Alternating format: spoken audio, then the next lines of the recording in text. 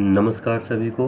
मैं आपका स्वागत करता हूं chapter 9 methods of separation in everyday life, class 6 science, NCERT. This chapter is very important. Methods of separation in everyday life. Let's start the chapter. We will discuss all the important points. We will underline those points in the NCERT book. So I request you to open your NCERT book if possible and have a pencil or pen with you. So let's start the chapter. सुधा ऐसा चाहिए जैसा soup सुबह, सार सार को गही रहे, थोथा दई उड़ाए कबीरा, थोथा दई उड़ा। तो इस दोहे में कबीरदास क्या कहना चाह रहे हैं कि साधु कैसा चाहिए, साधु का स्वभाव कैसा होना चाहिए, जैसे सूप की तरह होता है। सूप एक कॉमन लैंग्वेज है। सूप एक ऐसा डिवाइस होता है जिससे कि मदर किचन में यूज़ करती हैं और जिसमें राइस या वीट के साथ जो डस्ट पार्टिकल्स हैं, जो लाइट पार्टिकल्स हैं, उनको अलग कर देते हैं। सिस्टमेटिक उसको शेक करते हैं। ये अभी आपके चैप्टर में आएगा तो मैं आपको पिक्चर भी दिखाऊंगा कि सूप किसे कहते हैं। उसके बाद कह रहे हैं कि क्या सूप का काम क्या है कि जो यूज़फुल है सार सार को गही रहे। जो इम्पोर्टेंट है उसको सेपरेट कर लेते हैं और जो नॉट इम्पोर्टेंट है, नॉट यूज़फुल है, अनयूज़फुल है, उसे वो निकाल देते हैं। तो इसी दोहे के साथ इस चैप्टर की शुरुआत की जा रही है।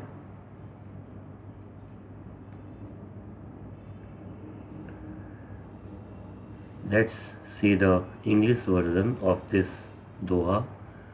Just like winnowing makes the husk blow away while retaining the grains, similarly sages यानी कि साधु let the virtues stay while discarding the vices. तो जिस तरह से विनोइंग में हम गेहूं को कलेक्ट कर लेते हैं और हस्क को ब्लो कर देते हैं, उसी तरह से साधु का जो काम है कि हमारे अंदर सद्गुणों को कलेक्ट कर लेना और दुर्गुणों को उसे दूर निकाल देना, उसे दूर कर देना। So let's start the lesson. Mali and his sister Bali are excited for their summer vacations. Their parents have planned a trip to visit their relatives and friends living across India. They always stay in touch with their relatives and friends. Do you also keep in touch with your loved ones? तो माली और उसकी sister वाली बहुत ही excited है कि summer vacation में उनके parents ने एक ट्रिप प्लान किया हुआ है जिसमें वो अपने रिलेटिव्स और अपने फ्रेंड्स जो कि भारत के अलग अलग भागों में रहते हैं उनसे मिलने जाएंगे। तो यहाँ हमें एक इम्पॉर्टेंट बात ये पता चलती है कि हमें अपने रिलेटिव्स के साथ, अपने फ्रेंड्स के साथ कनेक्शन बना के रखना चाहिए। हमें उनके घर छुट्टियों में जाना चाहिए और उन्हें भी अपने घर के लिए इनवाइट करना चाहिए। इससे हमारे बीच की बॉन्डिंग जो है वो स्ट्रॉन्ग होती है और हमारे बैड टाइम में रिलेटिव्स एंड फ्रेंड्स काम आते हैं।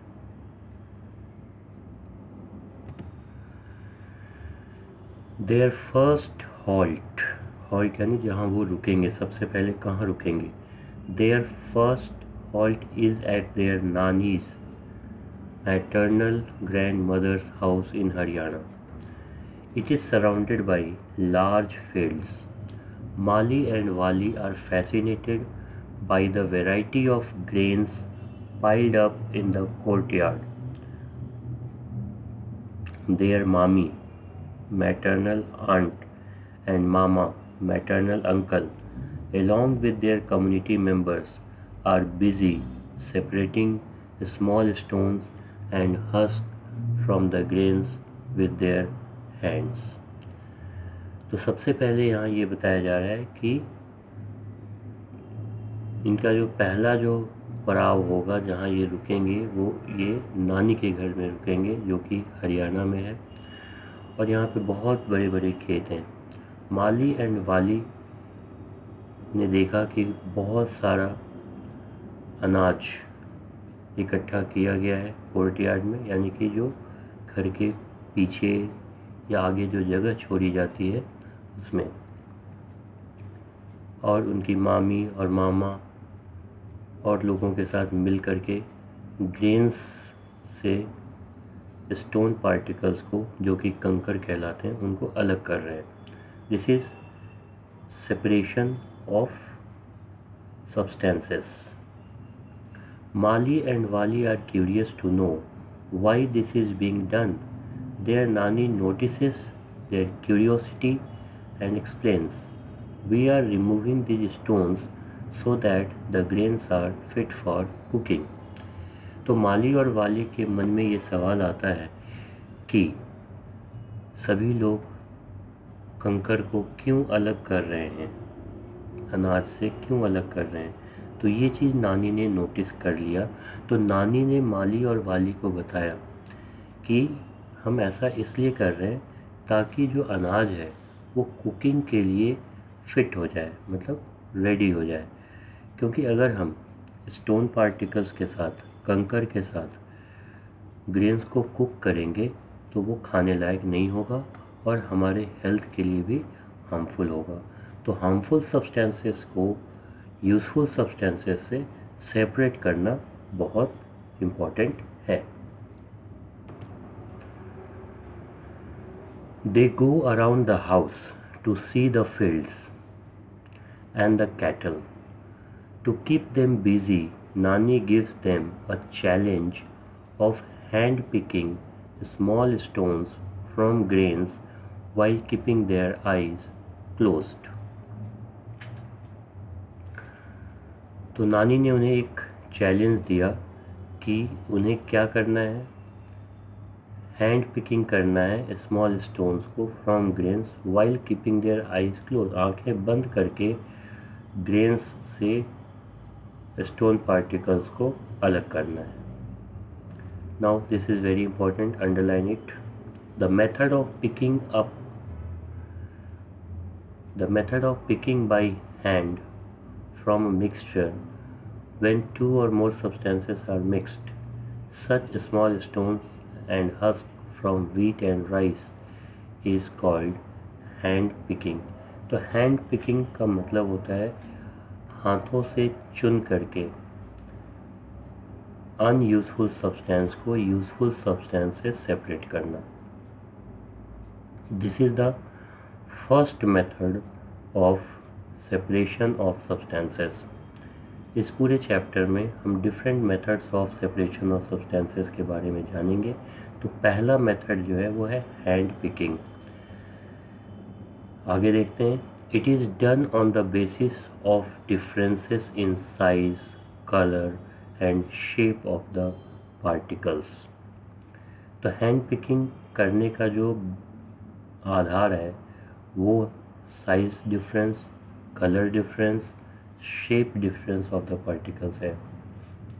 If the particles to be removed are present in small quantities and can easily be picked up by hand, hand picking proves to be convenient method। अगर unuseful substance के जो particles हैं वो कम मात्रा में हैं तो उन्हें hand picking से हम अलग कर सकते हैं और ये बहुत ही कन्वीनियंट और सहूलियत भरा तरीका होता है। At lunch, Mali and Wali are serve a steaming hot vegetable pulao. While eating the pulao, Nani observes that Mali is separating whole black peppers from the pulao and is placing them aside of his plate.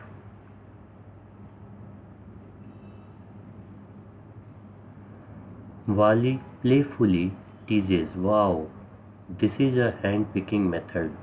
Nice one." Nani tells them about the benefits of black pepper and encourages Mali to eat it. इसके बाद दोपहर के खाने में माली और वाली को vegetable pulao दिया जाता है। तो यहाँ पे माली जो है वो वेजिटेबल पुलाव से ब्लैक पेपर को हैंड पिकिंग करके और सेपरेट कर रही है। तो वाली जो है उसे थोड़ा सा टीज कर रहा है कि this is hand picking method. नानी ने इनको बताया कि ब्लैक पेपर को अलग नहीं करना चाहिए, थ्रो नहीं करना चाहिए, और उसके फ़ायदे उन्होंने बताए और उनको उसे खाने के लिए इनकरेज किया। Later in the day, mama takes them to the fields where they observe bundles of harvested wheat stalks lying in the field. Some stalks are spread in the sun for drying. Both of them pick up a stalk each and notice numerous grains attached to it. A group of farmers are beating the stalks on a large wooden log.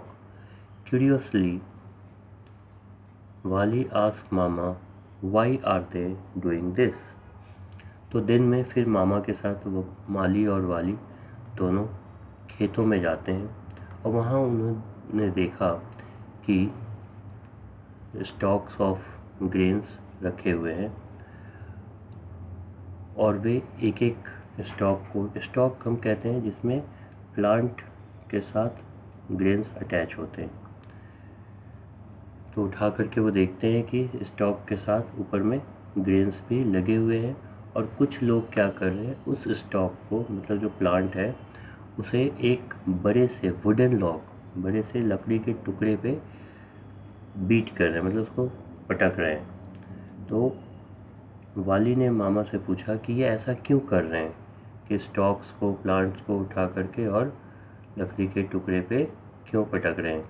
तो मामा ने बताया, "They are beating the stalks to separate the grains. This process of separating grains from the stalks is known as threshing. Farmers work hard, yet they enjoy their work. From time to time, they sing folk songs while working. Explore folk songs of your region and try to sing along with your friends." तो यहाँ पे देखिए बहुत ही important बात मामा जी बता रहे हैं, इसको अंडरलाइन करेंगे कि they are beating stalks to separate grains. This process of separating grains from stalks is known as threshing. तो स्टॉक्स से ग्रेन्स को सेपरेट करना ये कहलाता है थ्रेसिंग.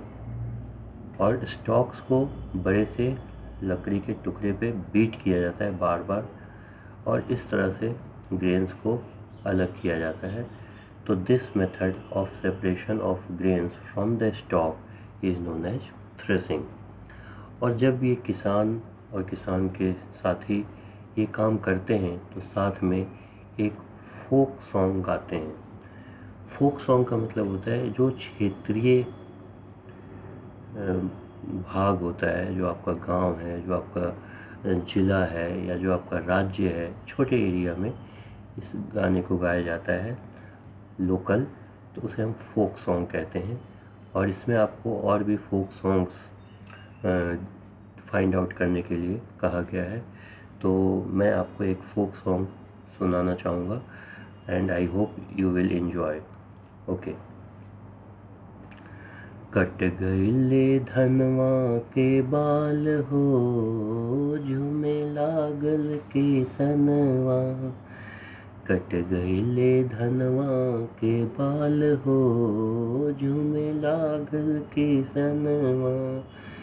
धनवा के काटी काटी टीका गढ़वनी, धनवा के काटी काटी टीका गढ़वनी। टीका से शोभे मोर मांग हो, कट गइले धनवा के बाल हो। तो धनवा मतलब धान, जो राइस होता है उसके जो प्लांट होते हैं उसे धान का पौधा कहा जाता है। तो इस तरह से we should enjoy folk songs. तो आगे हम लेसन में देखते हैं क्या होता है। The separated grains get mixed with piles of husk. Wali whispers to Mali, will the farmers handpick the grains to remove them from so much husk? She wonders, how much time will the farmers take to separate these? Let us perform an activity to find out the answers to the questions raised by Wali. A small amount of puffed rice is mixed with chana dal. Can you think of separating the mixture by any method other than hand picking? तो जिस समय threshing का काम हो रहा होता है उसमें क्या होता है, ग्रेन्स के साथ साथ हस्क यानी स्टॉक के जो पार्ट हैं, यानी भूसा जिसे हम कहते हैं, जो जानवर खाते हैं, वो ग्रेन्स के साथ मिक्स हो जाते हैं और उनकी संख्या ज़्यादा होती है। तो अब माली और वाली के मन में ये सवाल आ रहा है कि क्या ये हैंड पिकिंग करके इसको सेपरेट कर पाएंगे या नहीं कर पाएंगे। तो यहाँ पे एक क्वेश्चन भी दिया गया है कि पफ्ड राइस, जिसे हम मूढ़ी भी कहते हैं, पफ्ड राइस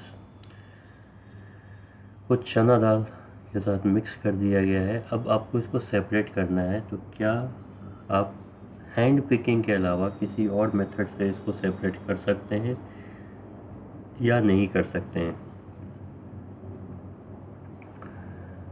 तो यहाँ पे एक्टिविटी 9.1 दिया गया है, let us explore. Take a handful of roasted peanuts and rub them between your palms. What happens? Is it possible to separate the removed skin and the peanuts? Now try blowing it. What do you observe? Which of these components removed? Peanut skin or peanuts are blown away? You observe that blowing air separates the heavier and the lighter components. How do you think farmers separate so many grains from husk? Traditionally a soup bamboo tray। देखिए अभी जब मैंने chapter start किया था तो soup शब्द का इस्तेमाल हुआ था, तो यहाँ पे भी देखिए सूप आया है।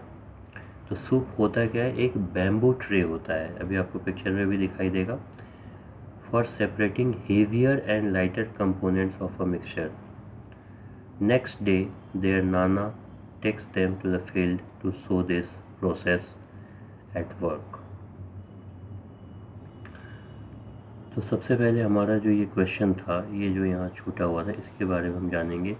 तो same process puffed rice and चना दाल के साथ हम यूज़ करेंगे। पफ्ड राइस लाइट होते हैं, हल्के होते हैं, और चना दाल भारी होता है। तो इनको सेपरेट करने के लिए हम सेम मेथड यूज़ करेंगे। एयर से ब्लो करेंगे तो पफ्ड राइस सेपरेट हो जाएगा और चना दाल वहीं रह जाएगा, क्योंकि चना दाल हेवियर होता है। तो यहाँ पे भी यही बताया गया है। एक एक्टिविटी दिया गया 9.1 में, पीनट्स यानी मूंगफली हम खाते हैं, तो कभी कभी मूंगफली के साथ उसके छिलके भी होते हैं। तो अगर हम उसको अपने हाथों के बीच में रब करते हैं तो उनके हल्के छिलके अलग हो जाते हैं, और एक बार अगर हम ब्लो करते हैं, हवा फूंक मारते हैं, तो उसके छिलके दूर जाके गिर जाते हैं, और जो मूंगफली है वो उसके छिलके के अलावा सेपरेट हो जाती है, साफ हो जाती है। तो this is the method of separating lighter substances from the heavier substances. और यही टेक्निक नाना जी दिखाएंगे माली और वाली को कि कैसे सेपरेट होता है। तो यहाँ देखिए आपके सामने सूप दिखाई दे रहा है, इसी को सूप कहते हैं, बैम्बू ट्रे। अब सूप की मदद से लाइटर कंपोनेंट्स को हेवियर कंपोनेंट से कैसे सेपरेट करेंगे ये हम देखेंगे। Mali and Wali observes a farmer standing on a raised platform. The farmer is moving the bamboo tray, which contains threshed wheat grains, in the direction of air or wind. What do you infer from figure 9.4? Do both the components, wheat grains and husk, fall at the same place? Which of the two components get blown away? Can the wind separate the two components? तो एक component lighter है, एक component heavier है, तो wind की मदद से इसे सेपरेट किया जा रहा है। तो जो लाइटर कंपोनेंट है, जो हल्का वाला पार्ट है यानी कि हस्क, वो दूर जाके गिरेगा, और जो ग्रेन्स हैं वो हेवियर हैं तो वो पास में ही गिर जाएंगे। इस तरह से ग्रेन और हस्क दोनों सेपरेट हो जाएंगे, और इस प्रोसेस को हम कहते हैं विनोइंग। देखिए, और ये फार्मर है, एक ऊंचे प्लेटफॉर्म पे खड़ा है, और इसके हाथ में एक सूप है, और सूप में मिक्सचर है, mixture of husk and grain. तो आप ये देख सकते हैं जो ग्रेन है वो यहीं पास में गिर रहा है, और जो हस्क है यानी कि जो भूसा है वो दूर जाके गिर रहा है। तो इस तरह से हस्क और ग्रेन सेपरेट किया जा रहा है विंड की मदद से। तो जिस डायरेक्शन में विंड है उसी डायरेक्शन में हस्क सेपरेट हो जाएगा। तो this process is called as winnowing.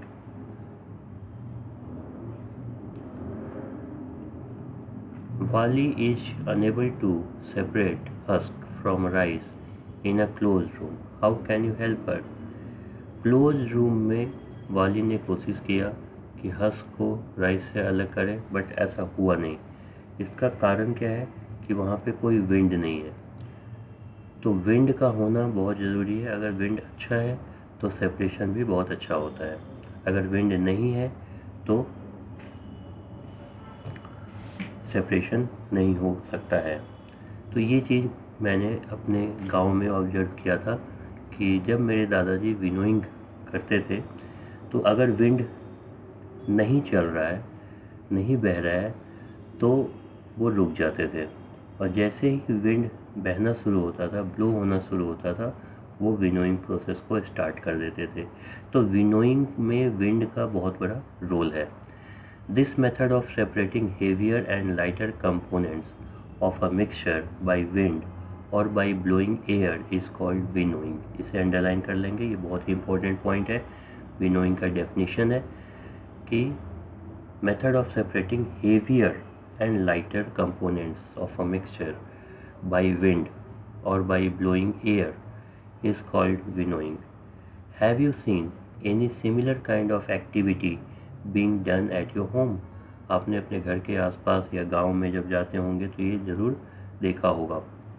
अब यहाँ पे एक्स्ट्रा नॉलेज के लिए आपको बॉक्स में दिया हुआ है, technological developments have resulted in developing of threshing machines called threshers. तो थ्रेसिंग से थ्रेसर बना। These machines are used for separating grains from the stalks and husks. They perform both the task of threshing and winnowing simultaneously. तो एक machine आया जिसे thresher कहा जाता है। तो थ्रेसर में जब हम स्टॉक को डालते हैं तो ग्रेन सेपरेट हो जाते हैं और हस्क दूर जाके गिर जाता है। तो थ्रेसिंग भी हो गया, स्टॉक से ग्रेन अलग हो गए, और विनोइंग भी हो गया जिसमें कि विंड के साथ हस्क अलग हो गए। तो यहाँ पे विंड जो है वो मशीन के अंदर अपने आप होता है, मशीन के अंदर फैन लगे होते हैं, जब ये रोटेट होता है तो विंड क्रिएट होता है, तो साथ में हस्क को अलग कर देता है। तो इस तरह से थ्रेशर की मदद से थ्रेसिंग एंड विनोइंग दोनों प्रोसेस एक साथ हो जाता है। It is very easy method and it takes very less time by using thresher. अगर हम मैनुअली करते हैं तो उसमें टाइम भी ज़्यादा लगता है और हमारा एनर्जी भी ज़्यादा लगता है।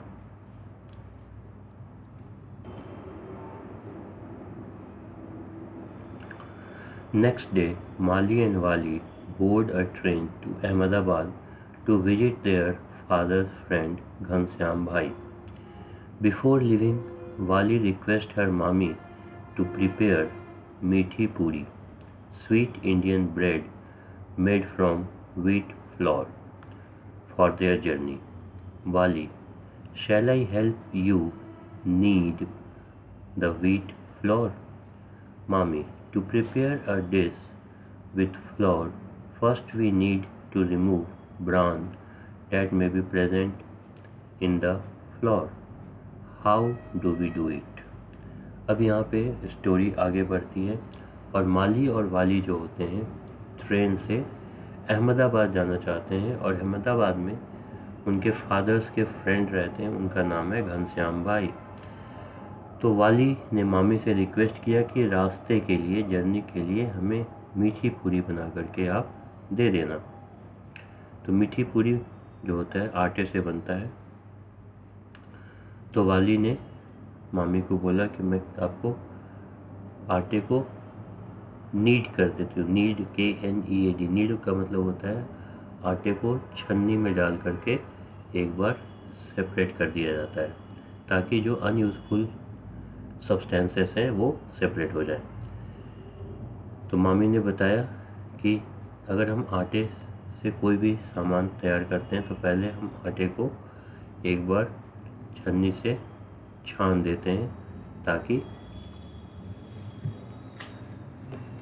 वो बनाने लायक फिट हो जाए। तो वाली ने पूछा कि कैसे करते हैं, तो ये हम आगे देखेंगे। यस, वी यूज सीव, ये जो हाथ में आपको दिख रहा है ये छन्नी को सीव कहा जाता है इंग्लिश लैंग्वेज में, और इस प्रोसेस को हम कहते हैं सीविंग।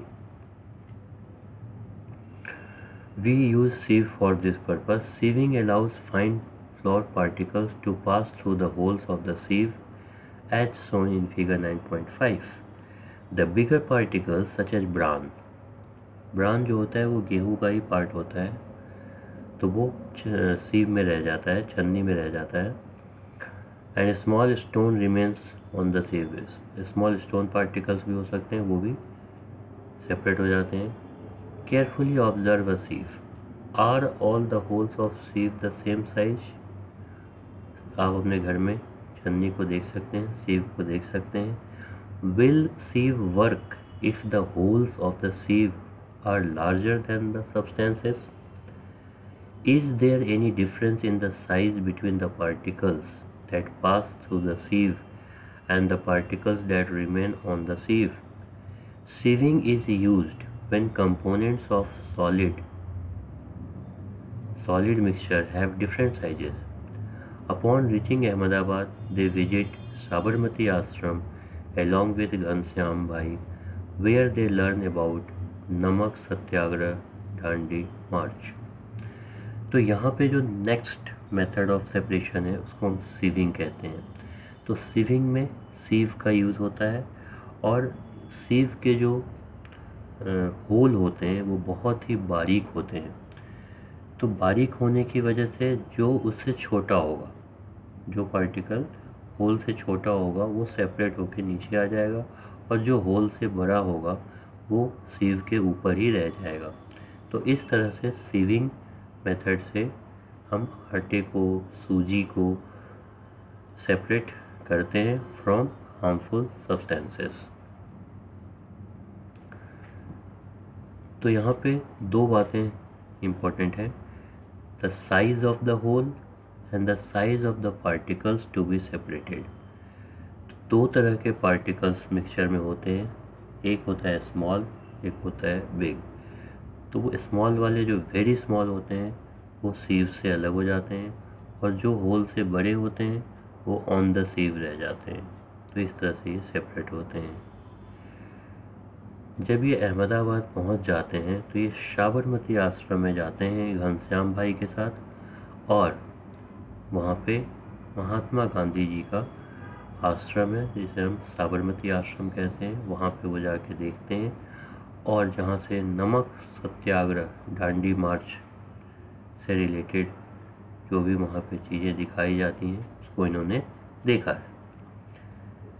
यहाँ पे एक क्वेश्चन दिया हुआ है, have you ever observe sieve being used at construction sites to separate pebbles and stones from the sand? तो सीव का यूज़ सिर्फ घरों में ही नहीं होता है, बहुत जगह होता है। जहाँ पे बिल्डिंग बनते हैं वहाँ पे भी सीव का यूज़ होता है, जिसमें कि जो सैंड पार्टिकल्स हैं उनको पेबल्स यानी कि पत्थर से अलग किया जाता है। तो पहले सैंड को उससे पास किया जाता है, सीव से पास किया जाता है, छन्नी से पास किया जाता है। तो सैंड पार्टिकल्स बारीक होते हैं तो वो पार कर जाते हैं, बट जो पेबल्स होते हैं, बिगर स्टोन पार्टिकल्स होते हैं, वो सेपरेट हो जाते हैं। तो इस तरह से हमारा जो कंस्ट्रक्शन के लिए मिक्सचर जो तैयार होता है वो बहुत ही अच्छा तैयार होता है।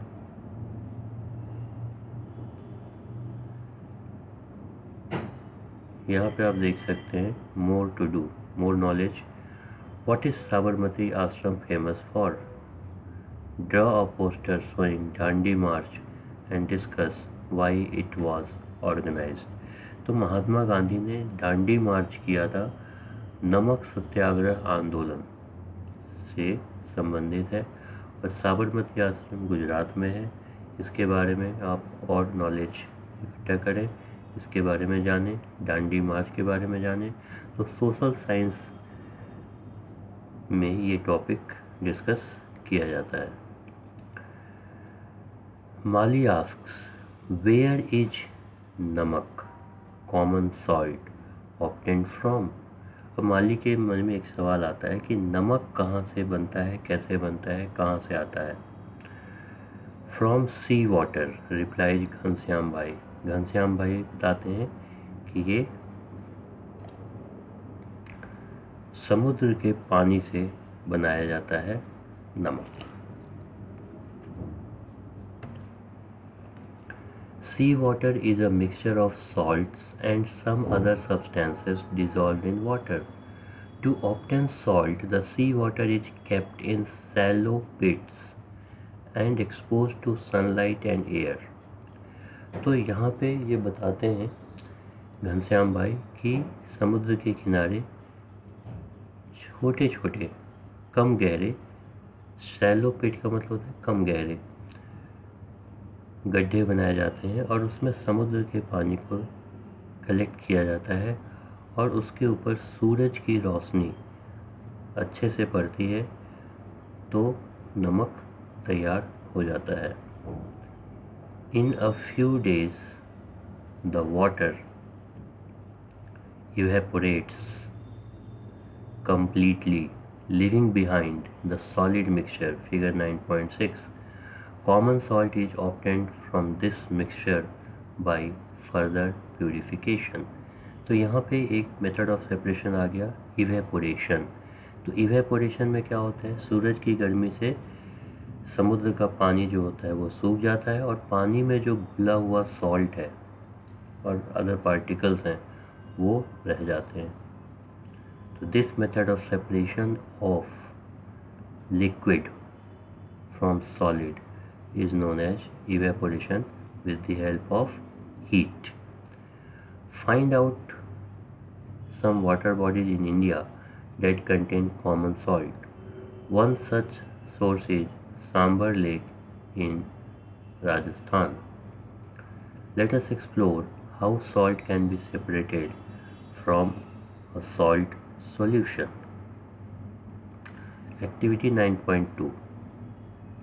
Let us observe and create. यहाँ पे लेफ्ट साइड में क्वेश्चन दिया हुआ है, Have you ever observed white patches on the dark colored clothes you wear during hot summers? How are these patches formed? तो आपने गर्मी के टाइम में देखा होगा कि आपके कपड़े पे जो डार्क कलर्ड होते हैं उस पे वाइट पैचेज बन जाते हैं। तो ये वाइट पैचेज कैसे बनते हैं? तो ये वाइट पैचेज जो होते हैं ये सॉल्ट की वजह से होता है, जो हमारे स्वेट में, हमारे पसीने में होता है।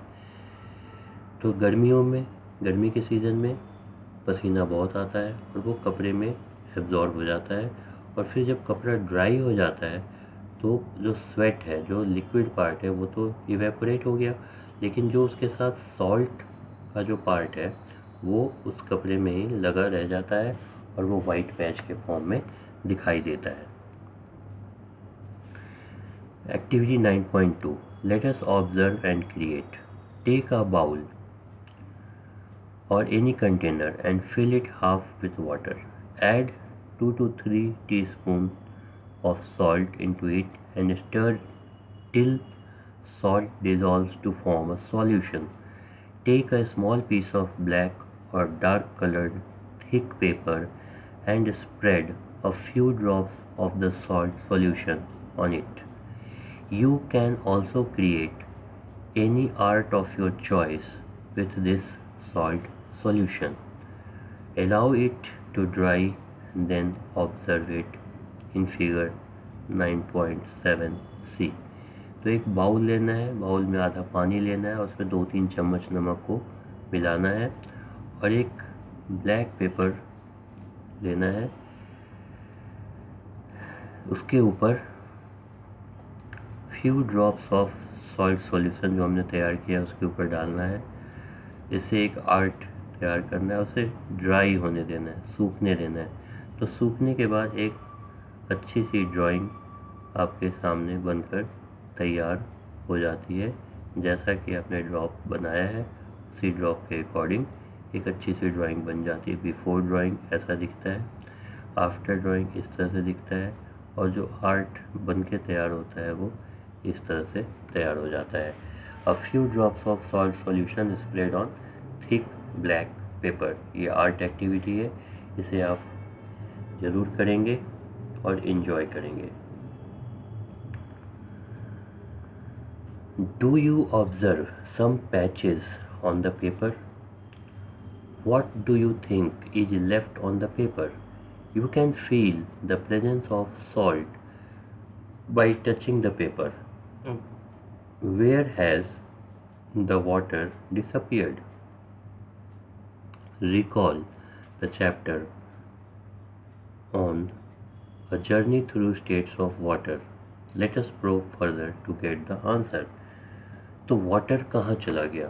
तो वाटर जो है वो इवेपोरेट हो गया, और जो सॉल्ट पार्टिकल है वो डार्क पेपर पे रह गया, जो कि उसे हम आराम से देख सकते हैं पैचेस के फॉर्म में।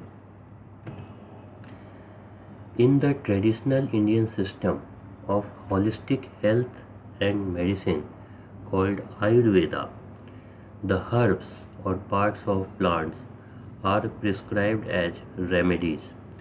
These ingredients like roots, leaves, flowers or seeds of various medicinal plants are often dried in the shade.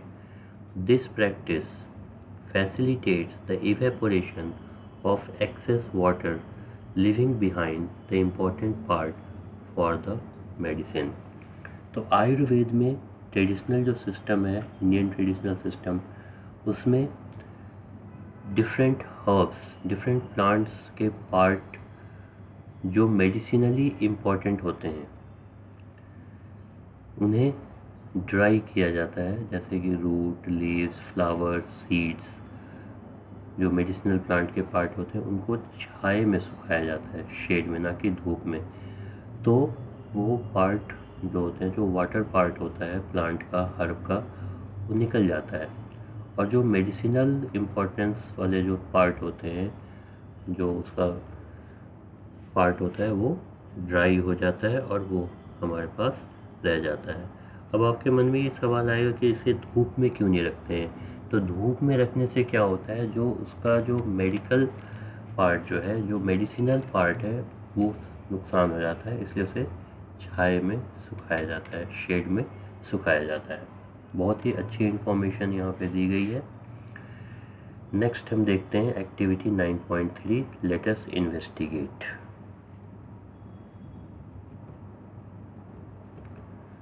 The activity may be demonstrated by the teacher. Take some salt solution prepared in activity 9.2 in a china dish. यहाँ पे ये एक white bowl जैसा दिख रहा है, ये China dish कहलाता है। If a china dish is not available, another suitable vessel may be used. अगर चाइना डिश नहीं है तो ऐसा ही कोई और वेसल या कंटेनर यूज़ कर सकते हैं। Heat and let the water boil away as shown in figure 9.8। यहाँ पे इसे हीट किया जा रहा है। Allow the china dish to cool. What do you observe? What is left in the china dish? Did you get the salt back? You can feel the presence of salt in the china dish by touching the salt with your finger. तो इस तरह से heat करना है। Heat करने से क्या होगा कि जो वाटर कंटेंट है वो इवेपोरेट हो जाएगा। तो हमारा जो नेक्स्ट मेथड ऑफ सेपरेशन है वो है इवेपोरेशन। तो इवेपोरेशन में वाटर पार्टिकल्स हीट की मदद से इवेपोरेट हो जाते हैं और जो उसमें मिला हुआ है, जो घुला हुआ है, वो वहीं रह जाता है। यहाँ पे एक कॉशन दिया गया है, be careful while heating the china dish. तो जब भी आप हीटिंग का काम करते हैं तो बहुत ही ध्यान से और समझदारी से करना है और जल्दीबाजी नहीं करना है, इससे आपको नुकसान हो सकता है।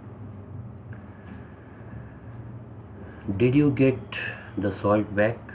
You can feel the presence of salt in the china dish by touching the salt with your fingers.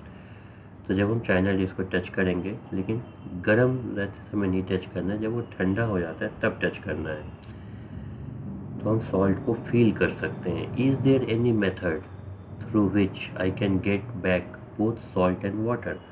अब यहाँ पे एक बहुत ही इम्पोर्टेंट क्वेश्चन माइंड में आ रहा है कि सॉल्ट तो हमने सेपरेट कर लिया, लेकिन जो वाटर है उसको तो हम सेपरेट नहीं कर पाए, वो तो लॉस हो गया, वो तो एटमॉस्फेयर में चला गया।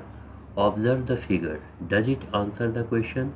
Can you name the process involve?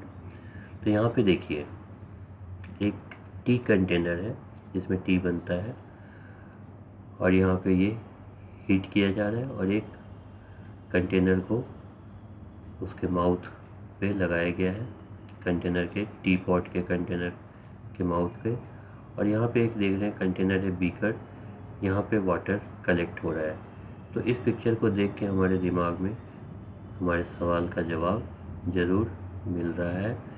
तो इस प्रोसेस को हम क्या कहते हैं, ये भी हम आगे पढ़ेंगे। इसे कंडेंसेशन कहते हैं, इवेपोरेशन एंड कंडेंसेशन।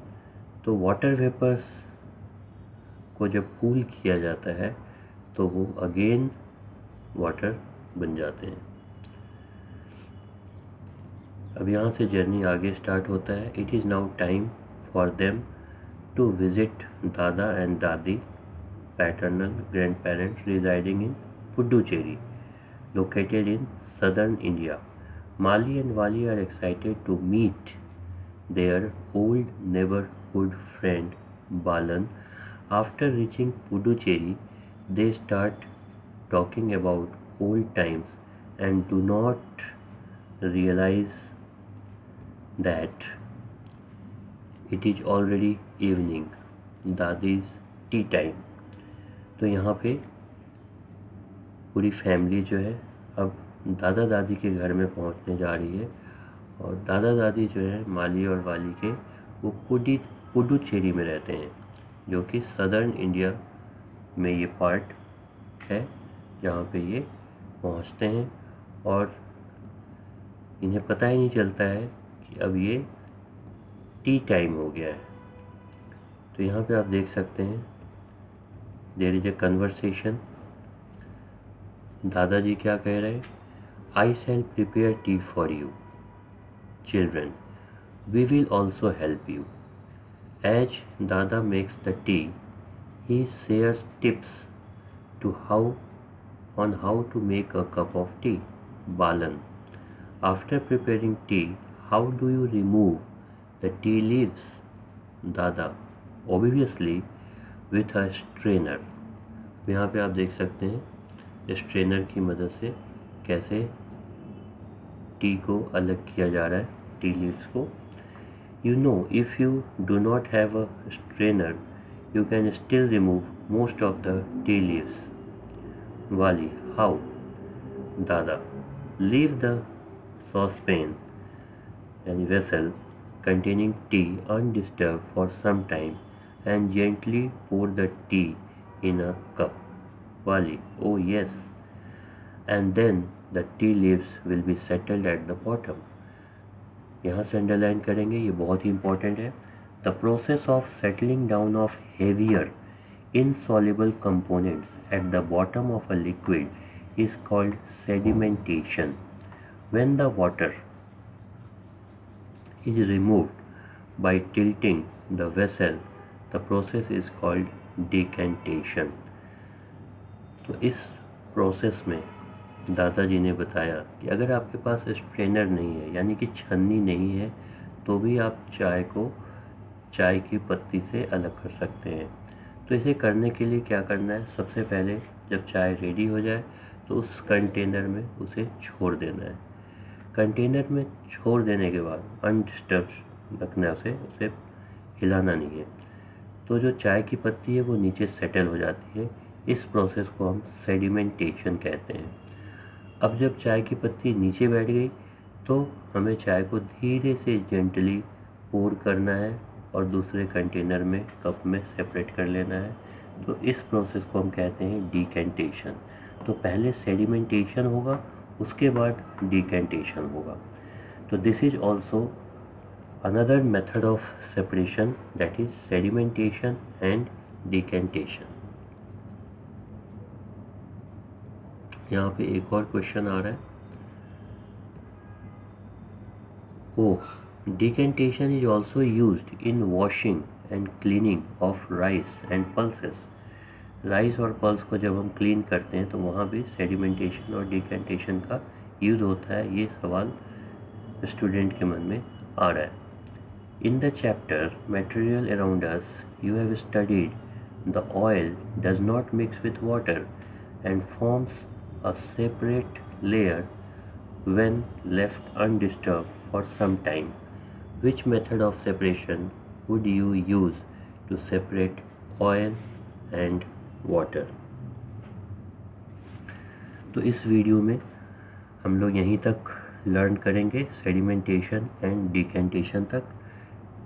पार्ट 1 यहाँ कंप्लीट होता है और पार्ट 2 में हम यहीं से स्टार्ट करेंगे, सेडिमेंटेशन एंड डिकेंटेशन से आगे लर्न करेंगे. I hope you all have enjoyed learning. Do share the video with your friends, relatives. Watch the video again with the help of NCERT book.